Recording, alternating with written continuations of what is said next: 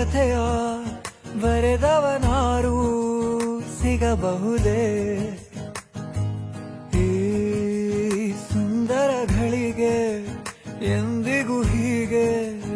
ಇರಬಹುದೇ ಚುಂಬಿಸುವೆನು ಕನ್ನಡಿಯನು ಕ್ಷಣಕ್ಕೆ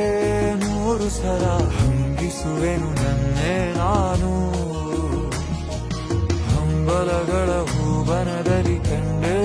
ಹೊಂಬಿಸಿರ ಬಂದಿರುವುದು ಎದೆಗೆ ಜೇನು ಹೂದುಂಬಿಯ ಕಥೆಯ ಬರೆದವನಾರು ಸಿಗಬಹುದೇ